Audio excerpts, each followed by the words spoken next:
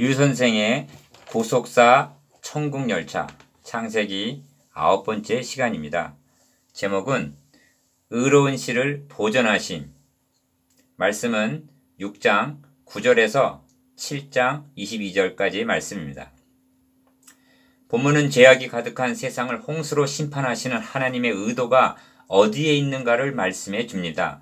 노아 홍수 하면 대번에 심판을 연상합니다. 그런 면이 있습니다. 왜냐하면 심판은 하나님의 공의와 결부되기 때문입니다. 그런데 성경은 심판의 책이 아니라 중심 주제가 구원에 있다는 점을 놓치지 말아야 합니다.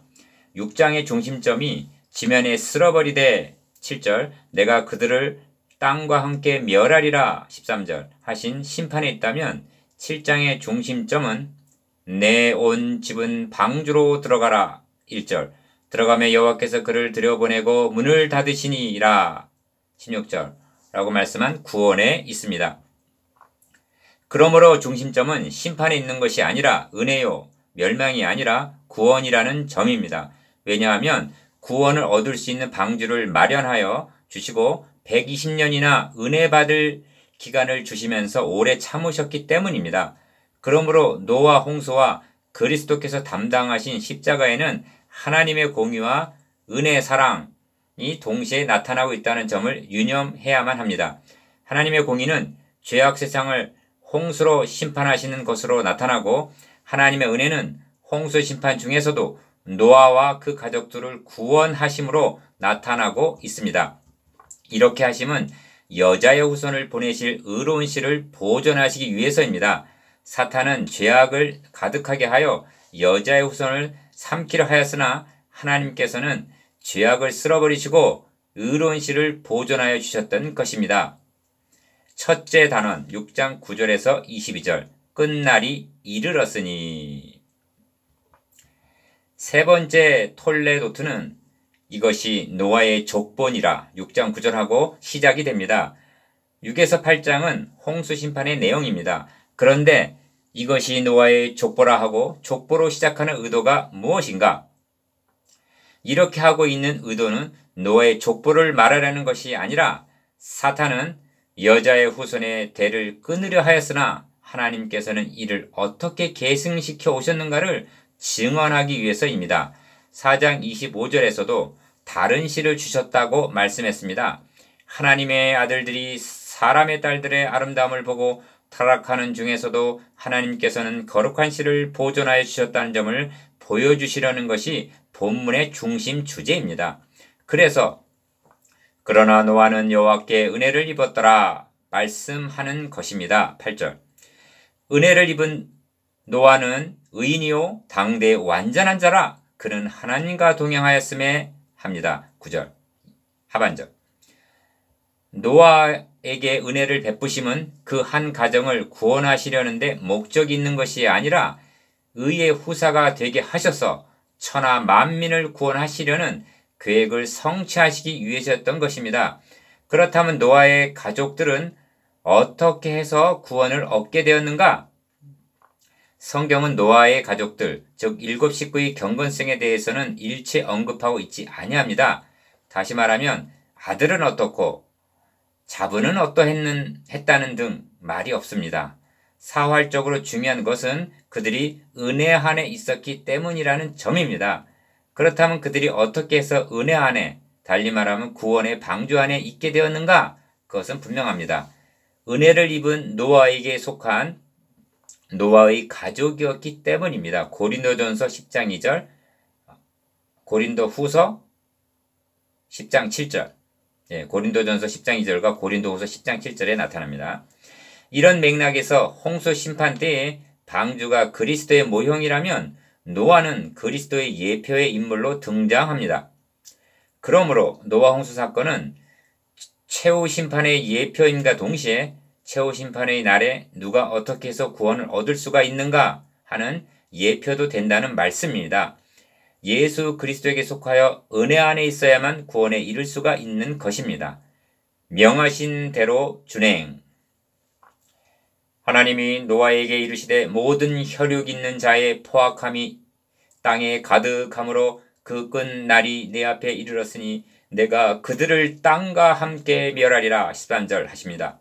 다시 강조합니다만 하나님의 의도는 멸하리라에 있는 것이 아니라 방주로 이끌어들여 너와 함께 생명을 보존하게 하되 19절 그 생명을 보존하게 하라 20절 라고 하신 보존함이 있다는 점을 유념해야만 합니다. 이 점을 신약성경에서는 옛 세상을 용서하지 아니하시고 오직 의를 전파하는 노아와 그 7 식구를 보존하시고 경건치 아니한 자들의 세상에 홍수를 내리셨으며 하고 말씀합니다. 베드로후서 2장 5절 너는 고페르나무로 너를 위하여 방주를 만들되 그 안에 칸들을 막고 역청을 그 안팎에 칠하라. 네가 만들 방주는 이러하니 하고 식양을 말씀하십니다. 12절에서 13절 성막을 지으라 명하실 때도 내가 그들 중에 거할 청소를 그들이 나를 위하여 짓되 무릇 내가 너에게 보이는 모양대로 장막을 짓고 기구들도 그 모양을 따라 지을지니라. 출애굽 25장 8절에 9절 말씀하시고 식양을 가르쳐 주셨습니다. 노아가 그와 같이 하여 하나님이 자기에게 명하신 대로 다 준행하였더라 합니다. 22절 출애굽기에서도 모세가 그 마친 모든 것을 본즉 여호와께서 명하신 대로 되었으므로 모세가 그들에게 축복하였더라 합니다. 출애굽기 39장 43절 39장 40장에는 출애굽기에서 명하신 대로 되었다는 말이 합하여 18번이나 등장합니다. 신약성경에서는 내가 속히 너에게 가기를 바라나 이것을 너에게 쓰는 것은 만일 내가 지체하면 너로 하여금 하나님의 집에서 어떻게 행하여야 할지를 알게 하려 함이니 이 집은 살아계신 하나님의 교회요 진리의 기둥과 터니라 합니다. 디모데전서 3장 14절 15절 너와는 언약을 세우리니 내가 홍수를 땅에 일으켜 무릇 생명의 기운이 있는 모든 육체를 천하에 멸절하리니 땅에 있는 것들이 다 죽으리라 17절 그러나 너와는 내가 내 언약을 세우리니 너는 네 아들과 네 아내와 네 며느리들과 함께 그 방주로 들어가라 18절라고 말씀하시고 구약성경에서 언약이라는 말이 처음으로 등장합니다. 이는 사활적으로 중요한 말씀입니다. 그런데 홍수 심판 후에 다시 한번 내가 내 언약을 너희와 너희 후손과 세우시겠다고 말씀하십니다. 9장 8절에서 9절 그렇다면 홍수 전에 말씀하신 언약과 홍수 후에 말씀하신 언약이 같은 언약인가? 아니면 다른 언약인가? 홍수 후에 세우실 언약은 심판과 관련이 되는 내용입니다. 이제후로는 세상을 홍수로 심판하지 않고 최후의 심판 때까지 보류하시고 보존해 두시겠다는 내용입니다. 베드로후서 3장 6절에서 7절 이것을 보존 언약이라고 말합니다.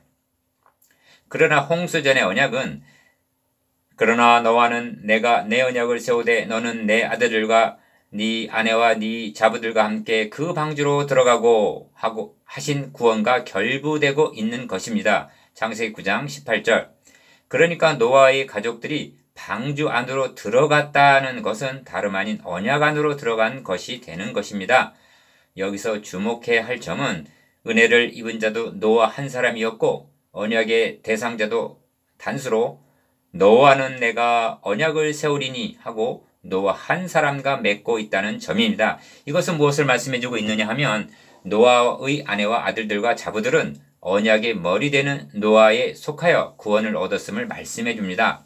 창세기 7장에는 방주에 들어갔고 7절 방주에 들어갔더니 9절 하는 말씀이 강조되어 있는데 이는 그들이 언약 안으로 들어갔음을 의미합니다. 그리고 여호와께서 그를 닫아 넣으시느니라 16절 하고 주도권이 하나님께 있음을 나타냅니다.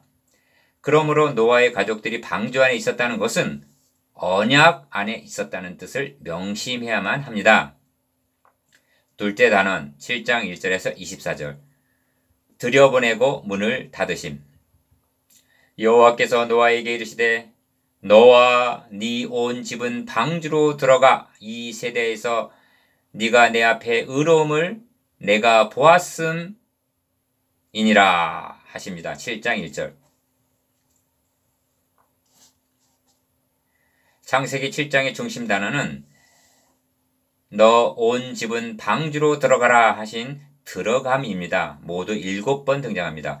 노아는 아들들과 아내와 며느리들과 함께 홍수를 피하여 방주에 들어갔고 7절 하나님의 노아에게 명하신 대로 암수들씩 노아에게 나와 방주에 들어갔으며 9절 고 그날에 노아와 그의 아들 셈, 함, 야벳과 노아의 아내와 세 며느리가 다 방주로 들어갔고 13절 무릇 생명의 기운이 있는 육체가 둘씩 노아에게 나와 방주로 들어갔으니 15절 들어간 것들은 모든 것의 암수라 하나님이 그에게 명하신 대로 들어가매 여호와께서 그를 들여보내고 문을 닫으시니라 합니다. 16절 이처럼 홍수 심판의 날에 구원의 방도는 들어감에 있는 것입니다.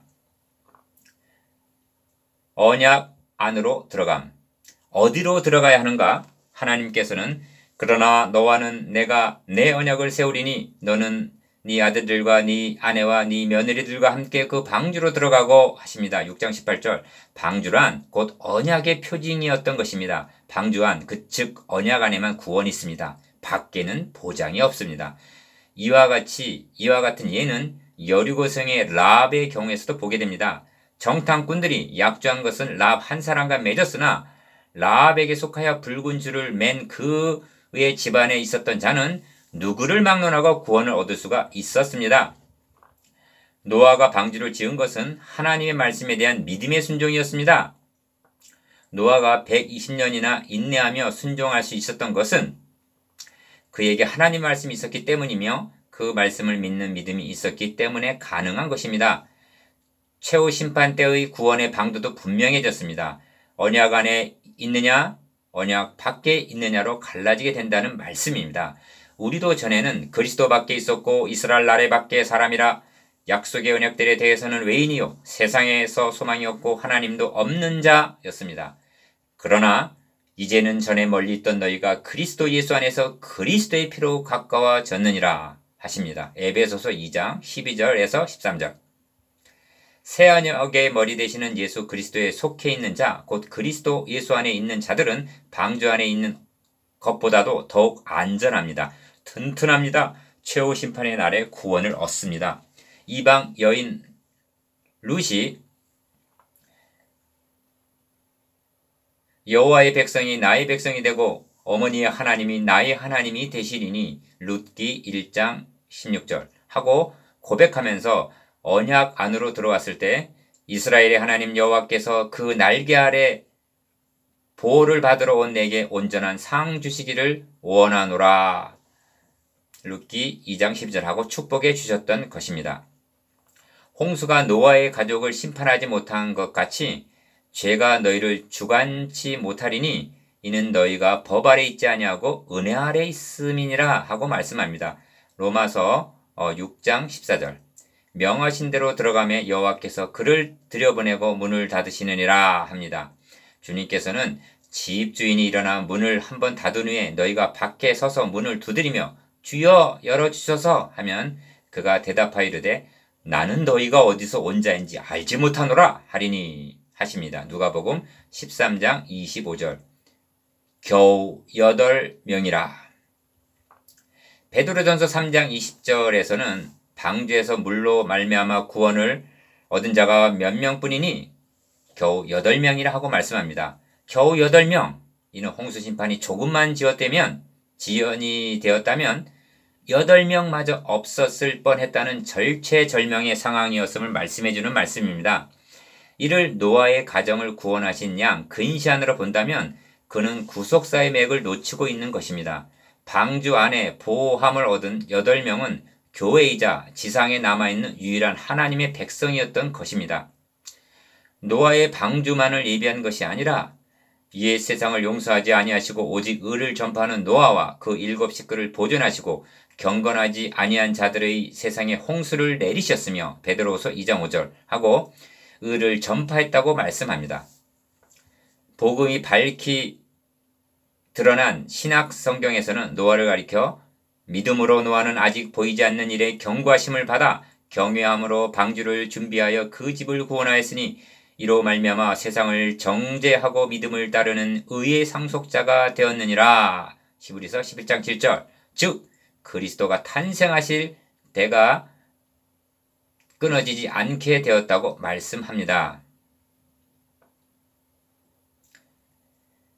의를 전파하는 노아, 의의 상속자, 보존하심 등의 주제는 구속사에 있어서 중요한 요점들입니다. 만일 만군의 주께서 우리에게 씨를 남겨두시지 않으셨다면 우리가 소돔과 같이 되고 고모라와 같았으리로다 하고 말씀합니다. 로마서 9장 29절. 하나님께서는 남은 자, 즉 의의 상속자의 줄기를 통해서 그리스도를 보내셔서 천하 만민을 구원하시려는 계획을 이루시기 위해서 대적하는 악의 세력을 홍수로 멸하셨다는 점을 명심하시기를 바랍니다. 지면의 모든 생물을 쓸어버리시니 곧 사람과 가축과 기는 것과 공중의 새까지라. 이들은 땅에서 쓸어버리짐을 당하였으되 오직 노아와 그와 함께 방주에 있던 자들만 남았더라. 23절. 이것이 노아 홍수가 일어나지 않으면 아니 되었던 이유입니다. 홍수로 인하여 경건치 아니한 자들은 멸망받았고 경건한 자들은 보존이 될 수가 있었습니다. 밤나무, 상수리나무가 배임을 당하여도 그 그루터기는 남아있는 것 같이 거룩한 씨가 이 땅의 그루터기니라 하고 말씀합니다. 이사야 6장 13절. 그렇다면 멸망받은 자의 수는 얼마나 될까요? 모릅니다.